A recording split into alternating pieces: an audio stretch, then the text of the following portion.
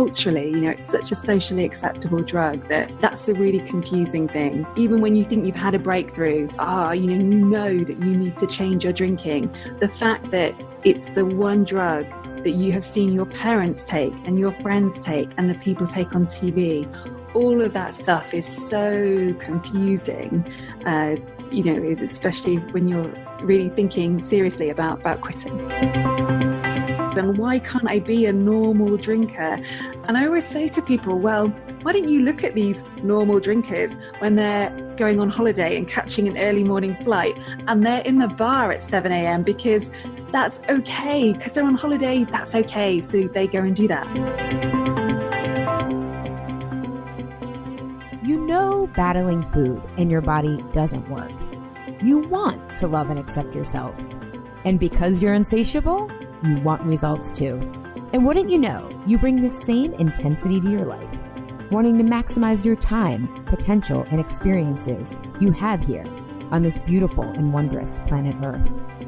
Fair warning, it will be a roller coaster, but for those insatiable, that's your prime time to thrive.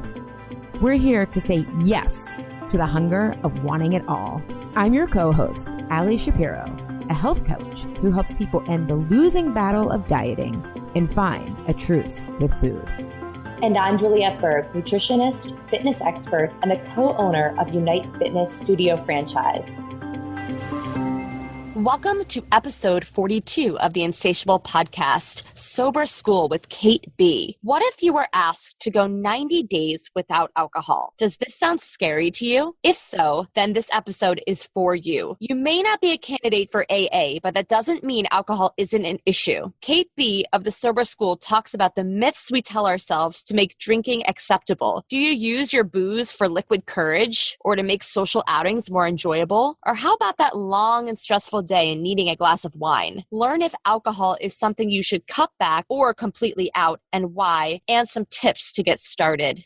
Hello, everybody. So today we are here with Kate B, the founder of Sober School. And Juliette and I were getting a lot of inquiries about how to handle alcohol. And the way that I come at alcohol is the way that I see it in my health coaching practice. It probably stems from the same complicated gooey ball of wax of tension that food does. However, Juliette and I were talking about our own experience with alcohol, Kate, before we got on the line with you. And I always wanted to eat my calories. I felt like I was always dieting. So if I wasn't so obsessed with dieting and emotional eating for 18 years, I'd probably have to go to Sober School too. But we wanted to have you on because it's not a thing for us, I guess. Although, Juliette, you said that you've started to enjoy a drink once in a while. Yeah, more so in my recent past. I think actually as I'm getting older, I find that a drink, it's a suppressant. So if I'm really had a stressful week, I can see how people utilize alcohol in that sense of like, all right, I'm on a 10 right now and I want to bring myself down to a 5 and just kind of relax. And there's a lot of rituals, and I'm sure, Kate, you'll talk about this more with alcohol, that comes along with how lovely it is to have a glass of wine, to relax, or, there's different stigmas that come along with alcohol. So I'm really excited to hear about what you have to say and the Sober School. And I think it'll be really helpful for a lot of our listeners who are trying to navigate this place of, am I drinking because I'm a social drinker? Am I using alcohol for more than that? I think sometimes we're not really sure. Yeah, I completely relate to that. And thank you so much for having me on. It's really nice to speak to you guys because I think we have so much in common. I might be talking about alcohol, you're all about the food, but the kind of root causes and a lot of the stuff that drives that behavior is all the same. And actually something I hear from a lot of people, and I know a bit from myself, is that we start out with food and then some of us progress to alcohol, to the harder stuff. Others stay with food. So, I think we're all kind of coming from the same background, really. Yeah, I found that with some of my clients, they are recovering alcoholics or they were addicted to prescription pills. Not all of them, and then food is kind of the last straw because it's like you have to eat. Yeah. I definitely worked with clients who were recovering alcoholics, and food was always an issue for them, even with alcoholism. In fact, fact, alcohol a lot of times would cause a binge. But then, once they got the alcoholism under control, the binging still was something that they had to continue to work through. Well, and what I find so interesting, Kate, and I would love for you to explain your story and how you created Sober School, but you were looking for something that wasn't for people who were self-identified, working the 12 steps. So tell us a little bit about your story and the genesis of the Sober School. Yeah, well, I suppose for me, I started drinking like many people do as a teenager because I was a really shy, nervous teenager. I was rubbish at talking to boys. I had no self-confidence whatsoever. And alcohol was like this magic thing that made me the person that I wanted to be. So I guess many people start drinking for those reasons. But my problem was I just loved this thing right from the off. We had this full-on relationship that just got bigger and bigger and bigger as I went through university and my first few jobs and relationships and all of that. And eventually it just got to a point where I felt like alcohol was such a big part of my life, but it was making me so miserable. And I couldn't imagine living without it, but I couldn't seem to live with it either. And when I looked for help, I just couldn't find anything that resonated with me. The two kind of themes I think that I discovered was people would say, well, you should really be able to cut down. You should be able to just kind of cut back and moderate your drinking. And as long as you're controlling it, that's okay. You don't need to worry. You're probably being overly fearful about this. And then there were the other people who were saying, well, no, it sounds like you're drinking far too much and you have a problem with it. And if you do, then you need to stop forever. Just a little heads up, that means like a lifetime of missing out, deprivation, and having to rely on willpower. So those two options sounded absolutely awful. And I suppose I was just in a bit of denial about it for ages and ages until I eventually discovered a way in which I could stop drinking and I could feel really good about it and feel like I was actually escaping a problem rather than trying to resist this like magical kind of elixir, I suppose. Now, did you label yourself as an alcoholic? No. Well, that was a really confusing thing because like most people, I had a very fixed idea of what an alcoholic was. And I wasn't that man living under the bridge, drinking out of a paper, a bottle in a paper bag. I hadn't lost everything. Hadn't even been fired from my job. Hadn't done any of the things that alcoholics are supposed to have done. So I had a really tough time identifying as that. And it's very black and white space, right? Like as you're saying, there's no real gray area. And so you find yourself in this gray space and you're like, well, then where do I go? What do I do? And I would probably say, adding to the confusion, Kate, and I think we have clients that are very similar. My clients are so high functioning. And part of the problem of why they're eating or drinking is because they're over functioning. Like they're almost too effective. Like well, like I said, the alcohol is very sedating. So they're constantly they're always up and they're always overly stimulated. And an alcohol is a depressant. It's something that brings you down. Yeah. Some of the most motivated, driven people I know have alcohol problems because they are just full on and they're intense people and they get things done and they go from like 0 to 60 in about 10 seconds when they wake up and they are full on all day until they just can't cope anymore. And then, when you've wound yourself up so high, you need something quite extreme to wind back down again. And that's where alcohol comes in. So what are some of the symptoms for people what did you discover was your turning point of like, wow, this is more than just, you wanted to get out of the bind you were in. But for people listening, I mean, how do you know when it's something like, I really got to take a deep dive look at this versus I just need some tips and tricks to Juliet said, to not be so stimulated. And that will help me versus, wow, I got to really look at the root cause here. Well, I'm curious, Allie, before we get to that, just for Kate, what it was for her. Why did you feel that your relationship with alcohol was negatively impacting your life, that you were trying to find out how to stop or if you should stop? What were your symptoms that you were saying this is not healthy? So I think I'd reached a point where my favorite way to drink was not with other people. It wasn't going out partying or going to the pub and being social about it. Actually, my favorite way to drink towards the end of my drinking days was on my own. And it had become this thing that I adapted my life around. Like I knew that at least 2 or 3 times a week, I was going to need to drink a large quantity of alcohol to just kind of feel okay. And so I was building my life around this, trying to fit these kind of binge drinking episodes into my week so it wouldn't negatively impact my work or all the other responsibilities. And I think it was the end of 2012, I thought, gosh, this is really getting out of control. I feel so ill and so depressed. I used to feel so awful after I'd been drinking. And so in January 2013, I decided, right, I'm going to do dry January, which is a really big thing that we have here in the UK recently. You don't drink for January to kind of compensate for all the drinking you've done in December. And it's quite a big cultural thing. It's, loads of people do it. But so I went away, did a fitness boot camp for the first week of January, absolutely killed myself being shouted at by these like ex-army soldiers. So came back like wanting to drink.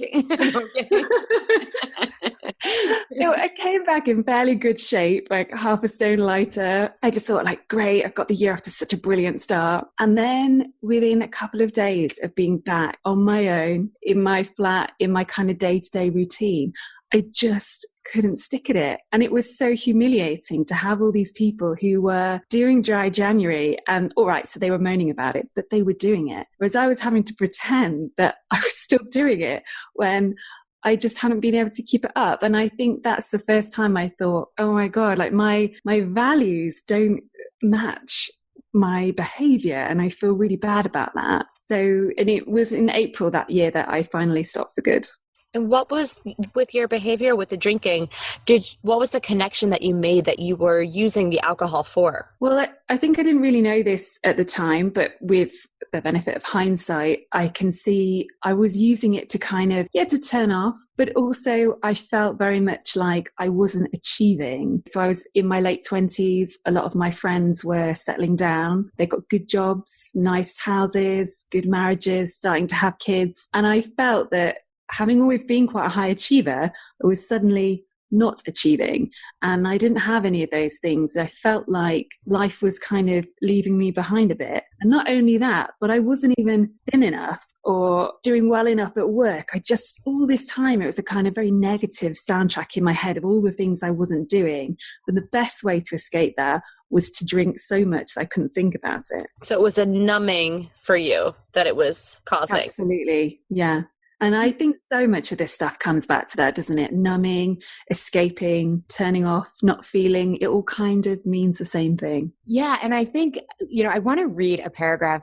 Kate, I sent you the article of this piece that went viral by Christy Coulter on Medium. And she titled the piece Jolly, which apparently was an 80s perfume. But she talks about why people are numbing out. And this was the paragraph that was the most highlighted, like thousands of times. And I just think her wit was so funny, but she talks about how she went sober, right? Because of what she calls trying to soften, right? Where you guys were saying it was numbing out or whatnot. But I just want to read this paragraph that clearly resonated with a lot of people. And I think, Kate, it reflects your story about these expectations of being a first world woman. And she wrote, "Is it really that hard being a first world woman? Is it really so tough to have the career and the spouse and the pets and the herb garden and the core strengthening and I just woke up like this makeup and the face injections and the Uber driver who might possibly be a rapist? Is it so hard to work 10 hours for your rightful 77% of a salary?" And I'm inserting that's for white women. African American women and Latino women make even less on the dollar than men. Picking back up with her essay, "Walk home past a drunk who invites you to suck his cock and turn on the TV to hear the men who run this country talk about protecting you from abortion, regret by forcing you to grow children inside your body. I mean, what's the big deal? Why would anyone want to soften the edges of this glorious reality?" And she goes on to say, "The longer I am sober, the less patience I have with being a 24-hour woman." And I just think so many people think it's like, I should be able to keep up. I should have the spouse. I should have the house. But it's like, Whoa, why are we trying to soften? This reality is insane. So I just thought that was such a great paragraph that clearly resonated with thousands of people. So yeah, I love that. I love that so much. I think it's so true. And the advert she refers to is absolutely ridiculous, but we see those themes in every day of our life, all those expectations that we put upon ourselves. And I quite often speak to a lot of people who say things like, well, I don't really understand why I drink because I haven't experienced some great big trauma. I haven't been, thank God, I haven't been abused as a child or suffered something horrible. I'm just like living a normal life. And so it's hard to figure out why we have that urge to escape. But when you think of all those issues, it makes a lot more sense. There's a Living lot of pressures. quote unquote normal life is traumatic. I know. If that's what the normal life is, if that's what we're supposed to be aiming for. Yeah. And that's, Kate, I hear the same thing with my clients. Like, I didn't go through any trauma. Like, why is this a thing? And she then ties us into food and body image. And because this is, food and body image podcast, I definitely want to she talks about how this then manifests in the food and body image. She goes, the magazine's telling me strong is the new sexy and smart is the new beautiful, as though strong and smart are just paths to hot. The Facebook memes, muscles are beautiful. No, wait, fat is beautiful. No, wait, thin is beautiful too, as long as you don't work for it. No, wait, all women are beautiful, as though we are toddlers who must be given exactly equal shares of princess dust or we'll lose our shit. And I just love that because it's like, I think what she's describing is a schizophrenic normal, right? Like, I love how she talks about you need to be thin, but you can't try, right? It's like, it's never good enough. And it's like, yeah, it's like our world is diseased. Our culture is diseased in so many ways. So I just thought those paragraphs were so relevant to what we're talking about today. Absolutely. Absolutely. So you see that people are numbing out. It's to soften these edges of expectations. What are some of the reasons people come to you, to the Sober School? Why do they decide to sign up? I mean, you talked about your story, but what are the things that, maybe they're not doing dry January, but what are their pain points? I think a lot of people come to me because they can relate to my story and they feel a little bit lost, I suppose, like as I did, that they don't feel like they are bad enough to go to rehab or to go to AA, or perhaps they have tried those and came away feeling reassured that actually they've got nothing to worry about. I mean, I had that experience with AA meetings. It just convinced me that I needed to get a lot worse before I needed to do something so drastic as to stop drinking. So yeah, I think people come because they are kind of stuck in no man's land almost. I mean, I've even had people who've been to see their doctor, and you have to be quite brave to go and see a doctor, especially if you've got kids, other responsibilities, and you're kind of worried about those judgments. If you go and speak to your doctor and they then say, well, why don't you just try cutting back? That's very hard and that's very demoralizing, especially if you've already been trying for ages and ages to control this thing that seems to be controlling you. We've got very confused messages about it. And they're not the experts on how to handle a situation like that. They might know that they might think that's the right thing to say, right? That's the medical response. Cut back. You'll feel better. You'll do But better. how? How? When did you start the Sober School, Kate? I started it about 18 months ago. Yeah. Wow. And tell us a little bit, and for our listeners, about what is the Sober School? So at the heart of the Sober School is an online coaching program that I run. It's 6 weeks long and it helps women to stop drinking and feel good about it. This isn't about deprivation or a big group hug to give you lots of willpower so you can stop drinking. This is about changing the way you feel about alcohol so you can leave that toxic poison and kind of leave it behind and feel happy about that, because you can't miss something that you don't want anymore. And so everything I do is about trying to change the way people think about alcohol and looking at the real reasons behind their drinking. And in addition to running the course, try and blog as much as I can. I just have so much to say about alcohol and how ridiculous I think our kind of approach is to it. And culturally, it's such a socially acceptable drug that's a really confusing thing. Even when you think you've had a breakthrough, you know that you need to change your drinking. The fact that it's the one drug that you have seen your parents take and your friends take and the people take on TV. All of that stuff is so confusing, is especially when you're really thinking seriously about quitting. Well, and that brings up a good point, because this is something that is so socially acceptable, right? It's a drug that you don't get judged the same way for taking back a couple glasses of wine with the girls that you do if you were going into the bathroom to do cocaine. Oh, alcohol is one of the few drugs, I was going to say the only drug, but I think food falls into this category. One of the few things that you have to justify not doing. It's the only drug people feel entitled to give you a hard time about when you abstain from it. It's absolutely bonkers. Yes, a lot of pressure. I remember for me, because it wasn't until recently that I started enjoying alcohol a little bit, and I used to always abstain from drinking, and the pressure that people would put on me to have a drink. I recall in college going into the bathroom at parties and dumping my drink out in the sink so that I would come out and look like I had drank it, so that people wouldn't give me a hard time. It was, and I remember just feeling so bad about myself, and I couldn't really enjoy the party at times. I felt so self-conscious about, and drinking games, not wanting to participate in those. It's definitely a really challenging thing to navigate. That's so bad.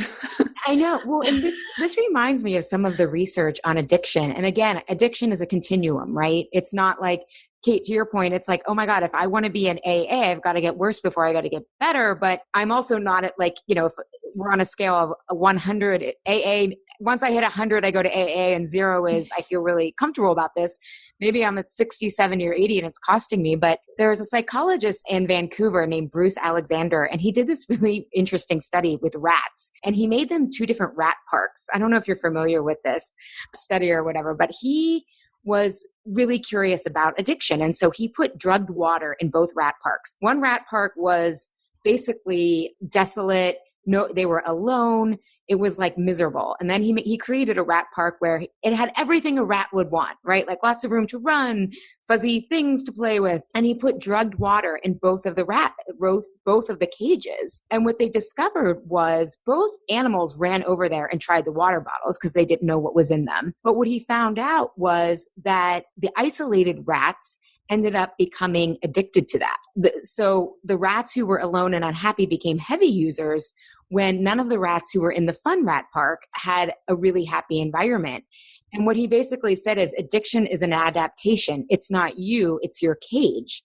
And when you talk about you get docked for not participating in this drug, it's like your cage is reinforcing, your environment, your social circle is reinforcing this addictive habit. And I think that's such an important understanding, that it's really not us, it's our environment. Well, you talked about the social lubricant with alcohol, and I think a lot of people associate not being able to let loose and have a good time unless they are liquored up. Yeah, absolutely.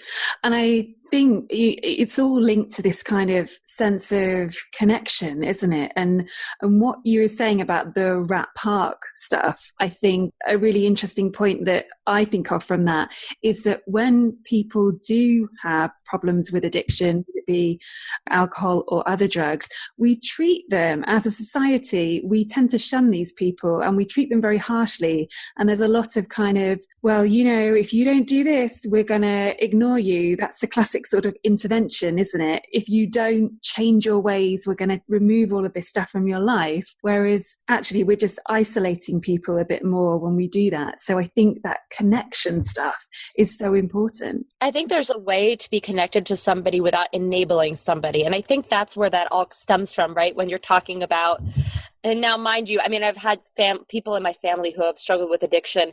And I also am a really big fan of that show Intervention on A&E, but that's not necessarily what we're talking about. But that show in particular is all about people making threats, their family members saying, we're not going to support you in your addiction anymore. We're not going to let you come over the house. We're not going to pick up the phone. We're not going to give you any more money, and we're cutting you off because they've been enabling that person. But I think there's a way that like you're saying, the connection piece is so important to healing someone, that you can do this without enabling. Do you find that? Yeah, I know what you mean, and I can see where that show's coming from, but ultimately I think you're putting people in a very vulnerable position then, when they just have nothing good in their life. So it makes that drug even more appealing, I suppose. Yeah. And I think, another study in Portugal, they had this huge drug problem. And rather than spending all the money on, intervention type of strategies, I've never seen the show, but the traditional intervention, they put all that money into the support was, let's help them, first of all, detox, but off the drug, but let's give them housing. Let's give them jobs. Let's make them feel part of the social fabric. And I think what happens is with alcohol, it's not as extreme. Oh, and the intravenous drug rate dropped by 50%. Was it perfect? No. But when you look at the relative statistics compared to, and it was much less expensive, it's highly effective. And I think my point in bringing up these studies is the cage for women, especially, that they're in with all these expectations, not just to socially drink. The cage isn't so much that they are really isolated, really cut off from their families, but the inability to connect. And when Kate, you and I were talking before we got on, you said to me, the opposite of addiction isn't sobriety, it's connection, that you had read about someone's, who studied it, said it that way. And I think we get so disconnected from sharing our struggles, even with our friends and family, because we're in this cage, this exhaustive cage. And I think it's harder to identify because your family's not cutting you off. In fact, they're saying, drink with us. But then you're also like, oh, but I feel so alone doing this. So yeah, I think what you touch on there is a real kind of modern day problem, isn't it? That we live in a society that's all about those quick fixes and about kind of shirking the problem and avoiding the true cause. And, if you've had a bad day or a stressful day, someone will say to you, oh, have a drink. Let's meet for happy hour. Yeah. Let's not deal with the cause of our stress or anything like that. Let's just flick a switch and change the way we feel kind of instantly. So we're always after that kind of quick route out of things. And especially here in the UK, where we still have our stiff upper lip firmly in place. We don't do talking about emotions. We don't do feelings. We just drink through them instead. And then that becomes almost an identity. Like we drink through them, right? So what are some of the top myths that you see that keeps people, I don't know if addicted to alcohol, but using alcohol rather than addressing those core issues? What do you see people tell themselves? Well, there are so many. On the course that I teach, we spend 2 weeks just looking at myths. So the myths that we tell ourselves about alcohol, and also some of the kind of cultural things, as we've kind of discussed, really, that come up around it. And I think perhaps the biggest myth that we all are kind of guilty of thinking about is just these expectations that we put on alcohol. How can it be that one pretty simple, crude drug, ethanol, how can it be that on one day it can make you happy and upbeat and the life and soul of the party, and on the next day the exact same drug will make you relaxed and chilled out and de-stressed, but then on the next day, if you take it, it'll actually make you more confident and brave and courageous? It's just, alcohol is not a smart bomb. It's not some sophisticated drug that's been developed by top scientists in a high-tech lab. It cannot respond to your demands in that way. It's all about what we project onto alcohol. The only thing booze can really do for us is when we drink, it slows down our thinking and it kind of shocks our body so much that it makes it a bit harder to process those thoughts.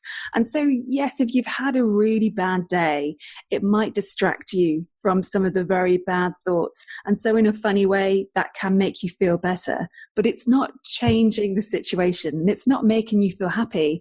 And actually, I challenge anyone here to think about all the times when they've drunk to try and get a certain effect and it hasn't worked. How many times have you been to a bad party and you've drunk loads and it still hasn't become a good party? Or you've drunk to feel happy and actually it's made you feel really tearful and sad? Or you drank to chill out and you ended up having a huge row with your partner instead? That just doesn't make sense, does it? but we don't dwell on that as a society, and I don't know why. That's really interesting. We forget about the bad times, or that it's not a consistent, whatever we're telling ourselves, that's not consistently true. Doesn't No. have a consistent effect for people. Now, do you No. find that there is a level of alcohol use that people tell themselves this is acceptable versus this is unacceptable, right? Like 1 drink a night versus I have 2 to 3 cocktails a night versus I only drink on Friday night and Saturday, but over the course of Friday and Saturday, I'm having, 15 drinks. So how do I think a lot of our listeners, that's the questions they have around their alcohol use is what's acceptable, what isn't. Should I just not drink? Is there a way that I can still include alcohol? So I'm curious your thoughts on that. Yeah, I know for me, identifying whether or not I had a problem was really tricky because you end up in a weird situation where you're at your computer late at night, glass of wine in one hand, filling out a questionnaire in the other hand. And you just keep redoing it till you get the right answer. So nowadays, I sort of urge people not to do the questionnaires. I think ultimately, it's really simple to know whether you're drinking too much. If you are repeatedly drinking more than you intend to drink and it making you feel miserable, then that's all you need to know, because that's not a good situation to be in. And it doesn't really matter how much you drink. For some people, they can knock back a bottle of wine a night and it's just not a big deal. They're never going to worry about that. But for other people, the fact that they have to come home and they have to have that glass of wine, and that's causing them a lot of anxiety and worry about that dependence on that one glass, well, that's enough to be a problem there. If it's causing you all those stresses. So it's such a personal thing, but I really think if it's making you miserable and you can't contemplate life without it, then those are some red flags for sure. What would you say to the person who doesn't drink all the time, but they notice that some nights 1 becomes 2, and a couple nights a week they're finishing off a bottle, right? It's not, and maybe they're like, well, that's the only time, but they sense that they need to cut back. Like, how would you work with that? I would start by trying to take a month off. I mean, I know I spoke about dry January earlier, and lots of research has been done into that and the benefits of that. And for some people, a whole month off can kind of reset them. And, it massively changes their approach to alcohol and they just feel a lot better about it. There are other people like me. I did manage to take a month off at one point, but then when I started drinking again, boom, straight back to where I was before.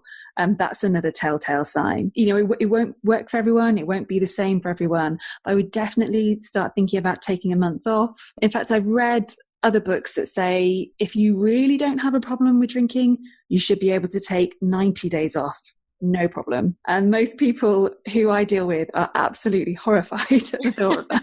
I think that one of the challenges with that, even if you don't maybe have a chemical dependency or you drink just socially, is again this social aspect of being around other people in the social setting and they're all drinking and you're the one who's not drinking. And just coming from my own personal experience, you don't really want to hang out with people who are drinking when you're not drinking. You're not on the same level as them. It's different, and That's a great point. And they're silly, but it might not be in a good way. It's just they're altered. Their state is altered and your state isn't altered. So it's hard to be around people like that. So I think that's where it can be tricky for people. It sounds great to take 30, 60, 90 days off. And a lot of people would say, well, I could definitely do that. But I think having the right pieces in place would make that more, would make that an easier process. Yeah. And I agree that that's what makes it really hard, because then you get people who get into situations and they say, well, if I'm going to take 90 days off, I'll need to not go out for the whole of those 90 days because I can't bear to be in that kind of situation. And that's no fun for anyone. Then you end up in a situation where you're kind of socially isolated, you're not mixing with your friends, and then that's in a cage all by yourself. You're in a cage. Exactly. And so I appreciate that's a hard place to be in if you're experimenting with sobriety. And what I've found, having been sober for nearly 3.5 years now, is that my social life has really changed. Like, basically, I don't really hang out with people who drink a lot anymore. I used to hang out with really big groups of very heavy drinkers. Now I've still got a lot of friends who drink, but it's in a very sociable way, and I like being around them, whether they're, sober or a little bit tipsy. They're kind of good people to be with. But those are changes that I've made to my social life that I'm not sure I would have ever made if I was just experimenting, like having a month off here or 90 days here. So there are some really big adjustments that you need to make unless you are happy to be around people who are totally wasted and out until the early hours. Well, are there any myths related to the social realm that people tell themselves that keep this cycle going and prevent them from finding, new friendships or different ways to unwind? Are there some of those myths that people tell themselves? Because Juliet alluded to it earlier, and I want to give Carlos credit because it's not my word, but it's fascinating for me. I'm clearly extroverted, and that's part of, I think, also why I never turned to alcohol. Social situations, I love them. I love people. I could just quote unquote, interrogate people. I don't mean it to come off interrogating, but I just love learning about people. And my husband is an introvert. He jokes that he dresses up well as an extrovert. And a lot of my clients are introverts. And so I've learned so much about social anxiety. And Carlos calls alcohol his social lubricant because it's just easier to be out there. But is that a lie? I mean, is that a myth? I'm curious what you have to say about how do you start navigating social situations sober? Or at least starting to try. Yeah, you have to be brave and you kind of have to just go for it. I think it is a myth that you need to be drinking in order to have fun. Liquid courage. Sorry, yeah. Oh, yeah. That's what it is. Liquid courage. You think you need this liquid courage, but actually, if you think about it, if you're with people that you like and you're relaxed because you're going out and you've decided already you're going to have a good time because it's Friday night or Saturday night or whatever, you shouldn't really need a mind-altering drug in order to get into that great state. And I think a lot of the time we give alcohol loads of credit for stuff that we actually supply ourselves. We supply the good jokes and we supply the good mood and we turn up ready to have a good time because we think we're going to have a good time and therefore we do. Whereas you will know probably if you've been the driver for the night or you haven't been able to drink for another reason, if you go there thinking you're going to have a bad time, then you quite often do. So I think our thoughts are really powerful. So we have to manage our expectations most often with this stuff. Mm-hmm. Well, and I'm thinking too, if you're going to practice being sober, practice being yourself. Everyone else will not remember the next day. Go out with your drunk friends and practice your jokes and without the alcohol. No one will remember and you can see how it goes. It's a great way to disprove your myth. Exactly. Can we talk about the health aspect around alcohol for a moment? Because I think that there's good and evil to alcohol, right? You hear resveratrol wine. Oh, it's really, red wine is so good for me. So a glass of red wine with dinner, I'm actually doing myself a favor, right? But then there are all these negative aspects to alcohol as far as affecting, your liver and your brain chemicals, putting you in a depressive state. So there's all these, everything, it's multifactorial, right? So could you talk on that? Can you speak on that a little bit, Kate? Just the health aspect of alcohol. Yeah, definitely. Because I like to talk about this because a lot of the ladies that take my course are really health conscious. And they're the kind of people who eat well, read the labels, buy organic, know everything that's in their food, cook from scratch, all of that kind of stuff. So this is a big thing for them. And what I've discovered from looking at the research and looking at those studies is that there are kind of two main things. One, there's this idea that red wine is good for your heart. It can reduce the risk of heart attacks. And the other one, there's another study that has been widely publicized about the fact that abstainers don't live as long as people who drink moderately. Now, I think right from the very beginning, those studies there was a kind of a limit to those studies because they were talking about very, very moderate drinking. But actually since then, those studies have been disproved. And we've got people like England's chief medical officer has said that the stuff about red wine and heart attacks is an old wives' tale. I mean, that's how she actually described it. And, here in the UK, we're having this big debate about reducing the alcohol guidelines because new evidence has come forth that just makes alcohol perhaps even scarier and even more damaging than we thought it was. So the stuff about red wine being good for you has been widely disproved. And the same with the other study I talked about. More research has come forth that shows that those original studies, they included people who'd stopped drinking for health reasons. Like maybe they'd been an alcoholic, or maybe they'd been told they had to stop drinking because it's having such a bad effect on their health.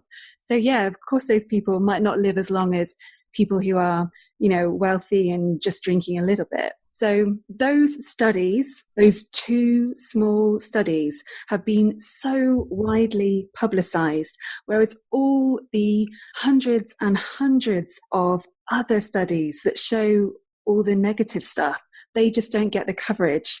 And I feel like I have a really good understanding of why that is. As a journalist myself, I can tell you that there is a pressure to write things that will get shared, that will make people feel good about themselves. You work for a newspaper, people love to read stuff that makes them feel happy about their life choices. And so, yeah, there's always an appetite for a story about alcohol being good for you. I love that you brought that up because we're all business owners. I'm learning about marketing and especially online marketing. And I've had people read my posts and write back to me that they've cried, they've understood, like they love them, right? And I have a very, really high open rate on my email list. It's a very engaged list. But then on social media, like I don't get the shares, right? And so I'm like, what is that? I'm like, I get that people don't want to say, hey, I've got body image issues. And, Allie, help me figure out why I eat a bag of chips at night. I get that. But I was just like curious. And the psychology of social media is that we share stuff that reaffirms how we want to think about ourselves. And so we share studies of like, see my wine habit? I knew I was onto something, right? That makes so much sense now. It's not fun to share a study to be like, shit, I got a problem. We're sharing things that are happy, funny. People aren't sharing things that are super deep and introspective. Because social media, right, that's too heavy for social media. I mean, granted, there are things on social media that are heavy, but I think like you're saying, people don't want to display that aspect of their lives. They want to display just the idea that everything they're doing is like hunky-dory, like everything's fine. Or even stuff that they don't do. Like I see people sharing all these green smoothies, right? I'm like, oh my God. I mean, yay. But like, oh my God, but you want to be part of that because what you think it says that you're in the green smoothie world, right? Like there's an identity. It's a little bit, it's all about acceptance, right? Feeling like people are accepting you. So by posting about, oh, my wine habit is so great. See, look at this article, or look, I'm drinking a green smoothie. Aren't I amazing? Like it's all about people accepting you and clicking the like button, right? Or now you have the heart button. Right. Yeah. But I think on a little bit of a deeper level, it says, hey, I'm someone who's healthy. I'm someone who cares about this, especially as green smoothies have become some sort of moral stand. Like, oh, I eat my vegetables, but wine. This gets back to Kate's earlier point. Like, you're almost docked if wine isn't in your feed. In that Anjali piece, the woman said that she had this like incredibly scenic vacation. It was like breathtaking, and people were like, where's the wine? Like they were asking her, and she was like, oh my God, right? That's such an interesting point about studies. I think where's the wine is like, where's the permission for you to let loose and enjoy life? Yeah. And that's what alcohol is supposed to do, right? It's supposed to be that magic button that just makes your life so much more enjoyable. The vacation in a cup. Ooh, I like that. You wrote that down, Kate? Juliet. Well, I was thinking about this because somebody recently I was out and one of my coworkers showed me that a little bit of pineapple juice and rum, and I tasted. I said, "This is like a vacation in a cup," because the rum and the pineapple and the rum, it's like the tropical flavor, and it was really hot out, and we associate alcohol a lot of times, I think, with being off, turning off, and vacation is there's a lot more drinking on vacation usually, right? Well, I think it depends. One of my really good friends has started to travel a lot more for work. And she texted me and she's like, I cannot believe how much people drink on these work trips. Yeah. She's like, they started at lunch, then they all went together to the bar. And then she went home and got her presentation ready. And the next day, like nailed it. And everyone was like, how'd you do that? She's like, because I wasn't drinking from noon until 9 o'clock at night. Oh my gosh. Yeah. I mean, my boyfriend, he travels for work, and he was telling me the same thing with his coworkers, how absolutely crazy they get, like at these conferences, like party, these men in their 40s and 50s, just like turning up, just letting loose, like, and these people who are highly respected in their field, and he's supposed to look up to them, and he's like telling me the stories of what they're doing and where they're going. I'm like, oh my gosh, this is insane. Well, and I was going to say, that's so interesting what you say about those respected people who are like letting loose, because they're in a situation where it's okay to do that. And one of the things that a lot of people bring up to me is this idea of these normal drinkers, and why can't I be a normal drinker? And I always say to people, well, why don't you look at these normal drinkers when they're going on holiday and catching an early morning flight, and they're in the bar at 7 a.m. because that's okay, because they're on holiday, that's okay, so they go and do that. Or when they're at the conference and they're allowed to get absolutely wasted because they're away from home and all bets are off.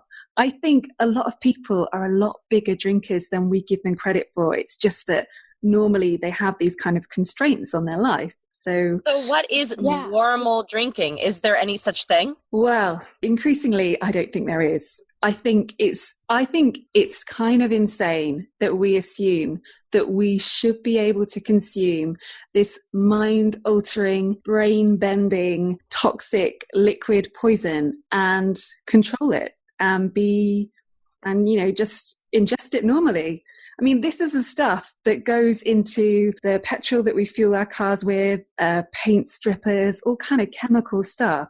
And yet we feel that we should be able to ingest it easily and not get addicted. Like it's okay to be addicted to smoking and heroin and other drugs, but my God, you're weak if you drink and you get addicted to that. I just think, I don't really know what normal... But Kate, it's just fermented fruit. I'm just, I'm saying all the things that I think that listeners, and I'm someone who drinks, I have probably, currently I'm drinking maybe 1 to 2, maybe 3 max glasses of wine a week, and not even every week. It could be every month that happens. It's never regular for me. So I want to come from the perspective of a lot of Ali and of our clients and what they might be thinking. And I think that's something like, but what about wine? Wine is natural. It comes from the earth, and beer comes from grain. So I don't know, but how natural is it? I mean, I suspect that most of your clients are obsessed with checking the labels on their food. They probably think twice before taking a painkiller or any kind of drug. They buy the best quality food that they can do. And yet, even when you buy organic wine, you're still buying something that doesn't have the ingredients on the label. And it's not all natural. There are chemicals and colorants and other kind of stuff that go into wine. So it's not quite as pure as we think it is. There was just a study that they tested California organic wines, and glyphosate, which is the pesticide that is sprayed on GMO crops, was found in all of them. Wow. Yeah. Well, I think also another way to think of this is if we're talking, I'm thinking, I think they have similar root causes of why people struggle with them. I definitely think it's these similar, you need connection, you need to change your cage. And men too, like when we're talking about these men on these trips, men are in their own cage as well. Like we've all got it. But I'm thinking about how you said, it's socially acceptable for men and women to blow off steam. But think about it, if like you, from a social perspective, it's even so much different than food. Like for you, if you were to have 4 or 5 drinks at the bar, right? And no one's really keeping track, but if you were to have 4 or 5 pieces of cake, people would be like, and no one would do that in public, right? So it's like drinking is even more socially acceptable. But I think people should, if they're like Juliet's saying, like if they're listening and thinking, like if you don't have a problem and you want it, if you're clearly looking at this from a health perspective, look, have it maybe 1 or 2 nights a week. Don't do it the same, back to back so you can recalibrate your sleep. But yes, drinking interferes with your sleep. It deregulates your blood sugar. But that can be okay once in a while. I think where Kate's coming from is, when does that become a problem? And I think a lot of people, I loved your suggestion of go without it for 30 days and then see really 90 days. And that will be the ultimate test of, is this a problem for me beyond I'm looking for justification that it has all these health benefits and all that stuff when it's an actual problem. Yeah, I mean, I have no doubt that there are lots of people out there who drink wine and enjoy wine and it just isn't a problem for them. I mean, I look at my own mum as an example, someone who's a very light drinker because she doesn't like the sensation of being drunk. That makes her really different from me. I was say, isn't that the point? Okay. Yeah. Well, I was just going to say, confession to everybody here. I have a major confession right now. I've never been drunk before. Really? Wow. Because I don't like the feeling once I start to get that. I would say I've probably been like tipsy or, what buzzed, whatever that, whatever you want to call it, where I feel like my brain is being altered. As soon as that happens, I'm done. I'm not doing any more. And honestly, that's why 1 drink for me is all I really need. 2 is, too much. So I just have no desire. And that was what I was saying, referring back to when I was back in school and I would go into the bathroom and dump my drink out. That was why. I had no desire. And part of that is, probably stems from never wanting to be too out of control and, little survivor mentality here, trying to always keep myself kind of like in a safe box. But yeah. So those are kind of natural things you have that I think are always going to stop you from becoming too dependent on it. The fact that you don't like being drunk, I suspect you also have other coping mechanisms and other ways of dealing with your feelings. Well, I was just going to say I dealt with my feelings through food for a long, long time. So yeah, I mean, I'm not saying that doesn't change your state. It doesn't alter your state, but so you find other ways to cope. Yeah. Oh my God. I mean, one of the things that I remember really clearly from when I first stopped drinking was a very overweight friend of mine kind of looked at me with these big sad eyes and said, I'm so sorry that you're going through this and that you've had to give up alcohol because, you're like an alcoholic. I just looked at her and thought, well, hello, you've clearly got your own problems, your own issues with the way you cope with life. So we've all got our own things. It's, some people, they're not big drinkers, but they maybe exercise too much or they have other addictions. Do you know what I mean? I just think alcohol is just one unhealthy coping mechanism, and we need more healthy coping mechanisms in our lives. Yeah, you have to just think about how things are impacting you. And I've said this many times on the podcast. It's just, is this thing positive in your life or is this negatively impacting you? You have to ask yourself and be very true, and really not sugarcoat the answer, know what the real answer is and not make excuses for yourself. Or look at it through beer goggles. If it's Why don't you ask that question when you're not having a glass of wine? So, Kate, what are, we talked about some of the myths. I love it makes me braver or makes me more fun. It's, all these kind of things.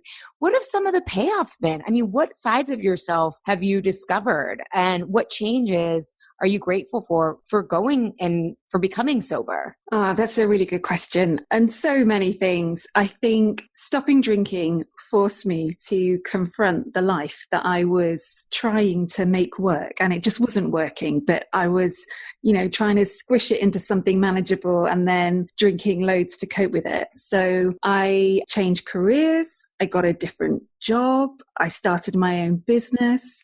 I got a lot clearer about the friendships that I did and didn't want, let go of some old relationships, and some really simple stuff like I used to live in a tiny inner city flat that I hated because it was so noisy and I don't like cities. And it wasn't until I stopped drinking that I thought, oh, you know what? Maybe I should go and live in the countryside. And little insights like that, which seem so stupid, but have made such a big difference to my, well-being. So it's kind of been everything, really. So now you said that you had basically failed at or had an invitation to realize you had an alcohol problem when you couldn't finish dry January and were sober by that April. I mean, you didn't make all those realizations and changes and that. No. I think a lot of that stuff had been happening for a good year, 2 years, maybe more. But I think that dry January experience was, people often talk about my rock bottom. And I was always concerned that I didn't have a low enough bottom, but that was kind of it was a bad time. By the end of January, I was in a really bad place. That was a turning point for you. Definitely. Although probably on the outside, it didn't look like that because I just carried on drinking loads and loads and loads until April. And then I remember one day I was just Googling for probably something like, am I an alcoholic? Which I've like Googled 10,000 times. And then on this one day, I stumbled across a blog and it was written by someone who sounded just like me. And it really stopped me in my tracks. And I realized that not only had we actually been drinking more or less the same, and she sounded like me, but she'd stopped drinking and she seemed to be having the time of her life. Like things seemed so much better. So that's where it all started for me. And I began writing a blog myself just because I like writing and I thought it would be a good idea to kind of make sense of my thoughts. But what I didn't realize when I started that blog was that I was actually putting myself out there in a weird way, asking for some help, because I got that, in the form of readers and other bloggers. And that was one of the things that I'd never done before. I never asked for help, never really tried to reach out to other people and get that kind of group support. So do you think that was part of then the invisible path to staying sober? Was that connection? You said you never asked for help before. Yeah, because my previous attempts at connection, going to AA meetings where I'd be made to feel like I wasn't really bad enough and, connecting with health professionals and, doctors and that kind of thing, all of those attempts had failed. But yeah, online, in this kind of anonymous way, I found real, genuine, like wholehearted support from people who didn't know me at all. And that was so transformative. So I got that support and I also got some help and advice. People said, oh my God, you need to read this book, or you need to read this book and skip to chapter 10 because there's something amazing in there that you need to read, or try this blog, or do this or do that. And prior to all of that, I'd just been stuck in my own head with all my old assumptions about being an alcoholic and what that meant and how my social life was going to die and how I'd never find a boyfriend if I didn't drink, all that kind of stuff. So did you just, because we want to wrap up here, and I'm thinking that the general theme here is like, you said, try to go sober for a month or 90 days. And if that's a challenge, then maybe you've got a problem. And then I'm thinking you've got to examine the myths that you're telling yourself that are keeping you in, I'm going to say, the cage, because you even changed your location. It's like perfect for the metaphor. And then test out understand what the myths are that you're telling yourself, and then see if they're really true. Did you find that a lot of what you thought, was some of it true, some of it not? I mean, how is it dating and without drinking? And, I'm curious of not that there's steps, but the progression. Yeah, definitely. I think dating is one of the hardest things. Sober or not. Will you date a drinker? Or do you need to be with someone who does not drink? No, I don't mind if someone drinks. I think it would be hard for us to truly get along if they were a massive drinker, if that was like a hobby of theirs. But yeah, someone else who wants a drink or two, I'm perfectly fine with. So I can't remember what the question was now. Oh yeah. The question was, because one of the things that I do with my clients is I just love this metaphor of the cage, is help them change the internal cage that they've put themselves in. You need to acknowledge how society has made you crazy. There's huge healing in that, but then you get to choose if you want to buy into that. But the challenge is that sometimes our beliefs are true. I think when if you're meeting someone in a bar, if that's where you think you're going to meet someone, it probably, given the context, is easier at first, right, to meet someone, especially if you feel like you're not good at dating, or to your point, like everyone hates dating. So it takes a while until you build up that muscle of, okay, I'm sober and I can do this and I can handle the awkwardness. And then some dates go badly. And is it like, was it because I wasn't drinking? Was it because this person is drinking? So I'm just curious about, once you uncover the myths, what are some of I do testing with people. It's like, we're going to go out and test this and make sure we're measuring the right stuff as we create these new beliefs. But I'm curious what you've found. So I think one of the things I found is that if you go out, for example, and order an orange juice, so something that is very clearly a soft drink, that really affects the night you have. I think it affects how self-conscious you feel and how other people react to you. You're definitely more inclined to get a kind of, oh, you're not drinking then? Which is a kind of, oh, you're not like me then? And, oh, you're different. Whereas my top tip for dating and all other social events is order tonic water or sparkling water. If you put it in a nice glass with a slice of lime, it can pass for a gin and tonic really easily. And you would be amazed the difference in other people and then yourself when you're kind of brought into this belief that you're just like everyone else. It is that acceptance. It's just so sad that we have to do that, but I mean, that's just, I think you do that. reality. I think you do that until you get the confidence to be like, it doesn't effing matter. Like, yeah. right. Yeah. But those first couple times, often you can create that self-fulfilling prophecy because you're so nervous, because you're so awkward, because you're not used to it. And then you do something awkward, right? Because you're like, everyone thinks that I'm not drinking. And then it's like, see, I was right, So I love that tip of like kind of neutralizing the appearance that you're different and then see if you can still be who you would be and see how that goes. That's fantastic. Do you have any other nuggets like that before we wrap up? I think the main thing I'd say is determine how your night's going to go before you go out. If that's a big thing for you. If you go out feeling good and believing that you are going to have a good night, your chances of having a good night are 10 times higher than if you arrive somewhere feeling awful about it. And I know it's hard to kind of draw on that self-confidence and make yourself feel better than you are. But if you can just fake it for a bit, you might well find that you have a really good time. You act like you are the confident person that you wish you were. And then before you know it, you're having a much better time than you ever thought you would. And that in itself is such a confidence boost to know that you went out, you had a great time, you totally nailed it out there. And unlike everyone else, you didn't need to take a drug to do it. Yeah. And then if you didn't have a good time, maybe it's the friends. Maybe it's that bars aren't that fun. Totally. That's the thing to be really clear on, and everyone knows this when they think about it. We've all been to those terrible parties where it didn't matter how much you drank, you still didn't have a good time. And that's because alcohol isn't this magic thing. It's just, a factor in a night. Yeah, I think for me, scenery is so big. So bars, they're not scenic. There's nothing fun to me about a crowded, like a sports bar, for example. I'm more of a wine bar with candlelight and it's a little calmer, or going out or being outside. So if there's a bar that's outside and it's scenic, I can enjoy myself, not drinking, just being there. Versus I just don't go to sports bars because they don't do anything for me. They just make me anxious and annoyed. Yeah. Yeah. Me too. They're rubbish. And as we're talking, because I'm thinking about I don't go to bars or anything because I just don't think they're fun. But I'm like, do you think people worry that is it a myth that I'm going to be boring? Like I know to the outside world, my life might look a little boring because Carlos and I laugh whenever we plan, we're going on vacation. I'm like, well, we end up reading and talking about what we're reading, no matter where we are. But are you bored? You're not bored. No, but that's what I'm saying. I think people also have to realize that I think as you get healthier and as you heal a lot of the insecurities, you prefer simplicity.